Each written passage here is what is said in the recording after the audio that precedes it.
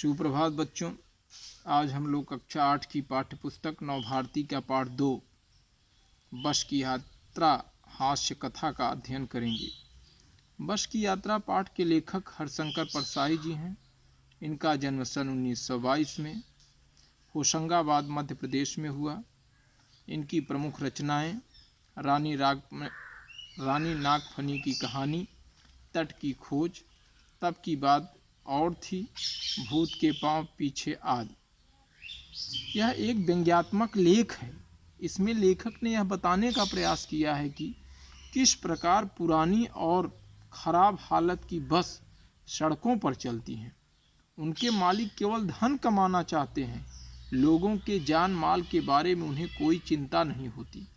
कभी कभी जीवन में ऐसी स्थिति बन जाती है कि दुख के बीच में भी हास्य के क्षण उभर आते हैं। ये क्षण हमारे लिए अनमोल होते हैं। इन्हें जितनी बार याद करें, चेहरे पर मुस्कान आ जाती है। प्रस्तुत पाठ में लेखक ऐसे ही एक हास्यपद अनुभव हम लोगों के साथ बांटना चाहता है, जो इस प्रकार है। लेखक व उसके मित्र कंपनी के काम से पन्ना गए। वापसी पर उन्हें जबलपुर से गाड़ी लेनी थी, जो सुबह उन्हें उनके घर पहुंचाती। उन्होंने पन्ना से सतना कंपनी की बस से जाना चाहा, क्योंकि सतना से गाड़ी अब यही बस दिला सकती थी और किसी बस का समय न था। हम 5 मित्रों ने तय किया कि शाम 4 बजे की बस से चलें। पन्ना से इसी कंपनी की बस सतना के लिए घंटे भर बाद मिलती है, जो जबलपुर की ट्रेन मिला देती है। सुबह घर पहुंच जाएंगे।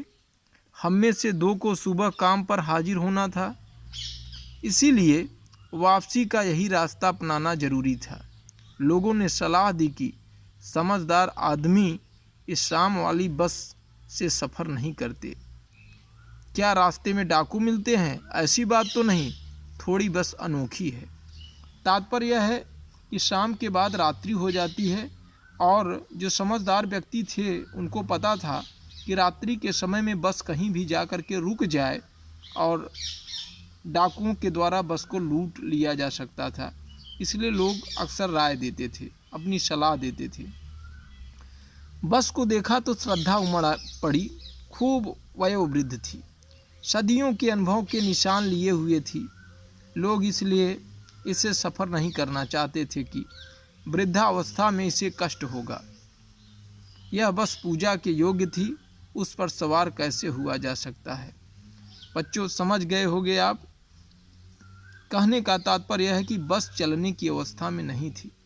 बस कंपनी की एक हिस्सेदार सहायक भी उसी बस से जा रहे थे। हमने उनसे पूछा, यह बस चलती भी है? वे बोले, चलती क्यों नहीं है जी, अभी चलेगी। हमने कहा, वही तो हम देखना चाहते हैं। अपने आप चलती है यह? हाँ जी, और कैसे चलेगी? वे तपाक से बोले। जल्दी से उन्होंने बोला, गजब हो गया, ऐसी बस अपने आप चलती है। हम आगा पीछा करने लगे। डॉक्टर मित्र ने कहा, डरो मत, चलो, बस अनुभवी है, नई नवेली बसों से ज़्यादा विश्वसनीय है, हमें बेटों की तरह प्यार से गोद में लेकर चलेगी। हम बैठ गए। जो छोड़ने आए थे वे इस तरह देख रहे थे जैसे अंतिम विदा दे रहे हैं। उनकी आंखें कह रही थीं, आना जाना तो लगा ही रहता है, आया है सो जाएगा, राजा रंक फकीर। रंक मीन्स बच्चों गरीब। आदमी को कूच करने के लिए एक निमित्त चाहिए। कहने का तात्पर्य यह है कि भगवान अपने ऊपर दोष नहीं मढ़ते, उसका कोई न कोई निमित्त कारण बना देते हैं। तो लोगों का यह कहना था कि जब व्यक्ति आया तो उसकी मृत्यु होगा ही, और उसके कारण के रूप में यह बस इंजन सचमुच स्टार्ट हो गया, ऐसा जैसा सारी बस इंजन है, और हम इस इंजन के भीतर बैठे हैं। कांच बहुत कम बचे थे, जो बचे थे उनसे हमें बचना था। हम फौरन खिड़की से दूर सरक गए। इंजन चल रहा था, हमें लग रहा था कि हमारी सीट के नीचे इंजन है।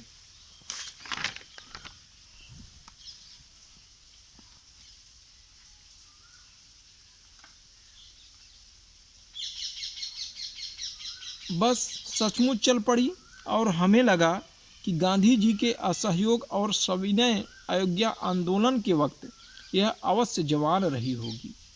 उसे प्रशिक्षण मिल चुका था, हर हिस्सा दूसरे से असहयोग कर रहा था। पूरी बस सविनय अवज्ञा आंदोलन के दौर से गुजर रही थी। सविनय अवज्ञा आंदोलन 1930 में महात्मा गांधी के नेतृत्व में अंग्रेजी सरकार से असहयोग करने तथा पूर्ण स्वाधीनता प्राप्त करने के लिए किया गया था। लेखक ने सविनय अवज्ञा का उपयोग बस के संदर्भ में किया है। वह प्रतीकात्मक रूप से बताना चाहता है कि बस विनय पूर्वक अपने मालिक व यात्रियों से उसे स्वतंत्र करने का अनुरोध कर रही है। कहने का तात्पर्य यह कि जिस प्रकार से अंग्रेजी सरकार से जो भारतीय थे वे उन्होंने कहा कि मुझे आप मुक्त कर दीजिए, मुझे आपका सहयोग नहीं चाहिए, मैं स्वतंत्र रहना चाहता हूँ। ठीक उसी प्रकार से जो बस थी वह बस मालिक और यात्रियों से भी निवेदन कर रही थी कि आप मुझे मुक्त कर दीजिए। सीट की बॉडी से असहयोग चल रहा था। कभी लगता सीट बॉडी को छोड़कर आगे निकल गई है, कभी लगता कि सीट को छोड़कर बॉडी आगे भागी जा रही है। 8-10 मील चलने पर सारे भेदभाव मिट गए। यह समझ में नहीं आता था कि सीट पर हम बैठे हैं या सीट हम पर बैठी है। एकाएक बस रुकी। मालूम हुआ कि पेट्रोल की टंकी में छेद हो गया है। ड्राइवर ने बाल्टी में पेट्रोल निकालकर उसे बगल में रखा और नली डालकर इंजन में भेजने लगा। अब मैं उम्मीद कर रहा था कि थोड़ी देर बाद बस कंपनी के हिस्सेदार इंजन को निकालकर गोंद में रख लेंगे और उसे नली से पेट्रोल पिलाएंगे, जैसे माँ बच्चे के मुंह में दूध की शीशी लगाती है। बस की रफ्तार अब 15-20 मील हो गई थी। मुझे उसके किसी हिस्से पर भरोसा नहीं था। ब्रेक फेल हो सकता है, स्टीयरिंग टूट सकता है। प्रकृति के दृश्य बहुत लुभावने थे।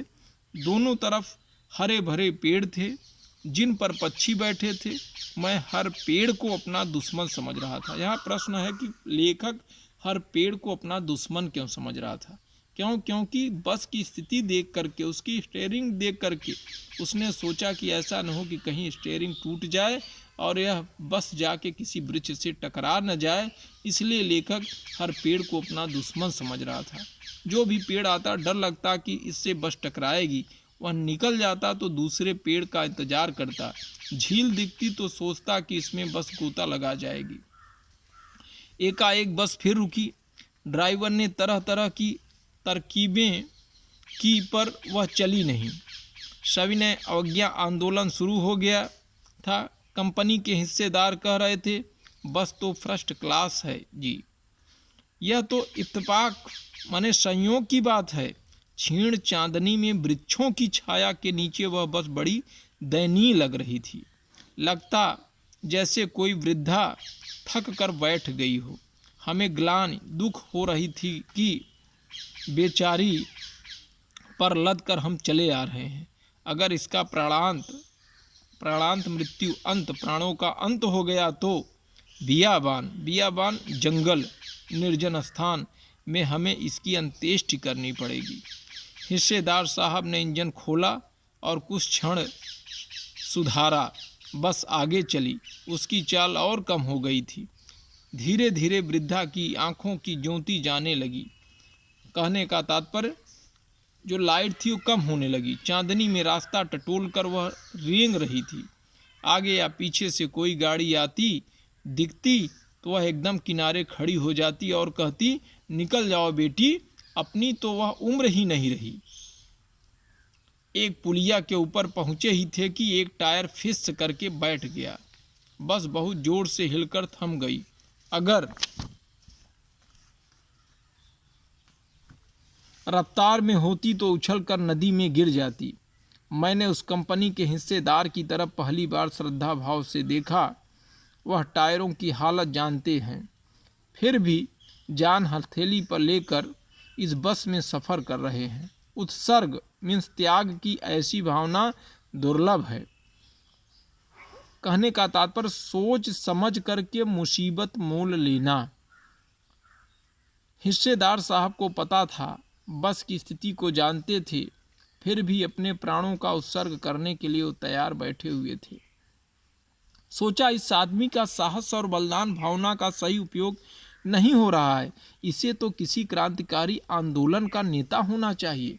अगर बस नदी में गिर पड़ती और हम सब मर जाते तो देवता बाहें पसारे उसका इंतजार करते, कहते वह महान आदमी आ रहा है जिसने एक टायर के लिए प्राण दे दिए। मर गया पर टायर नहीं बदला। दूसरा घिसा टायर लगाकर बस फिर चली। अब हमने वक्त पर पन्ना पहुंचने की उम्मीद छोड़ दी थी। पन्ना कभी भी पहुंचने की उम्मीद छोड़ दी थी। पन्ना क्या कहीं भी कभी भी पहुंचने की उम्मीद छोड़ दी थी। लगता था जिंदगी इसी बस में गुजारनी है और इससे सीधे उस लोक का प्रयाण कर जाना है। इस पृथ्वी पर उसकी मंजिल नहीं है। हमारी बेताबी तनाव खत्म हो गए। हम बड़े इत्मीनान तसल्ली से घर की तरह बैठ गए। चिंता जाती रही, हंसी मजाक चालू हो गया। बच्चों, इस पाठ को पढ़ने के बाद मैं आपसे पूछना चाहता हूं कि इस पाठ को पढ़ करके इस पाठ से आपको क्या शिक्षा प्राप्त होती है। इस पाठ को पढ़ने से यह शिक्षा मिलती है कि समयानुसार प्रत्येक वस्तु का नवीनीकरण आवश्यक है। जैसे बस अब बिल्कुल भी चलने के लायक नहीं थी, बस के हिस्सेदार का कर्तव्य बनता था कि वे उस बस को चलाने के बजाय नई बस ले लेते। धन्यवाद।